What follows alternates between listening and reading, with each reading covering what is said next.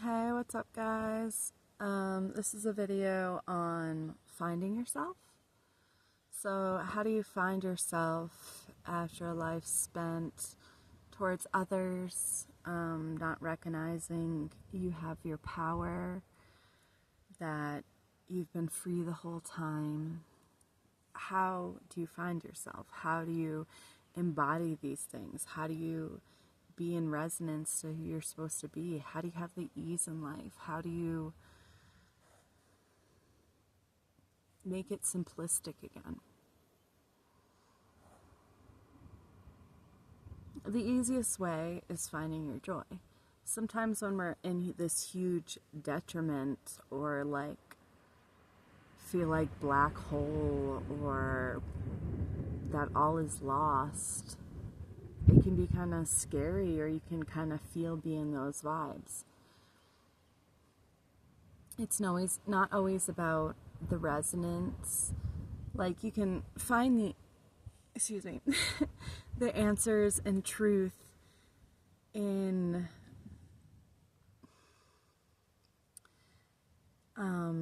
you can find the answers and truth. What I was saying is, sometimes when we lose our life over and over and over again, we can recognize what we miss or what we're longing for or what we'd be doing instead. And sometimes when you're lost in those places, you don't know. So what brings you joy? It's about not living in those same cycles of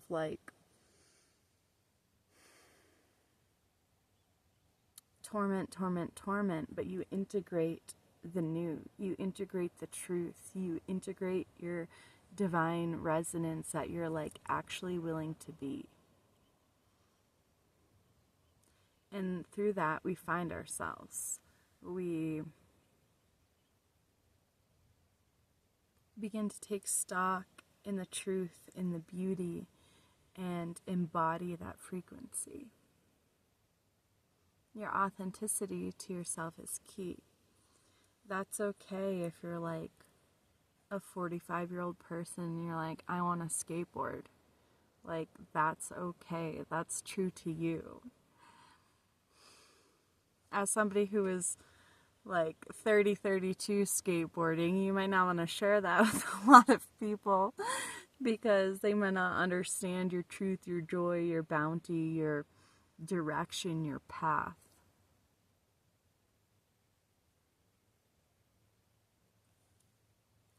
So, finding yourself again and taking back your life and your power and having honor for yourself, it begins with you just taking those actions. So that's okay if you've spent 10, 15, 40 years in a bad cycle, because every day is the present, is the gift, is the moment, is your opportunity. And if you don't allow anyone to take that from you or use you or hurt you, or your boundaries will create freedoms. It's okay if it seems to get scary or awkward for a moment. Obviously, if you're in a particularly abusive situation, you may not feel like you can just leave or share your voice. But in truth and guidance with your guides and your benevolent ancestors, there's a path, there's a way. Your beauty, your form, your truth, your solidarity, your sovereignty is yours to have, be explored, be acknowledged. And so, how do you find yourself again? You lean into your truth, your embodiment, what you love. It's okay if you can only think of the color red to wear as a shirt for a day, or something I like to do every morning is write when I wake up. I can obviously have these really extravagant, extreme dreams. And one of my prompts is like anything from my dreams last night, you know, for the highest and best. And usually I'll get messages that don't really have anything to do with the format. But so anything to know from my dreams last night, say hello grand creator, wait for any imagery, how can I serve today in the highest and best, and I can get like action prompts for videos or how to carry myself, things to do throughout the day. Sometimes if I complete those tasks, I'll recheck in. And I also write like anything I'm to know right now, you know, in the highest and best.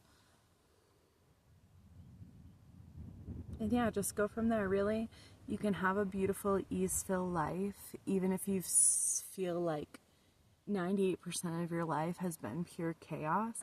You can have beauty, you can have grace. It's your resonance.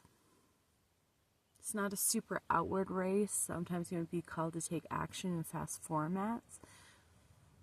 But you don't have to be like running yourself dry. That's not the point. It's balance, frequency, authenticity, alignment to your gifts.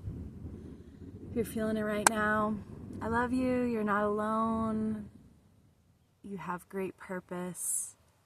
We need you. You are needed. We love you. Peace, love, namaste.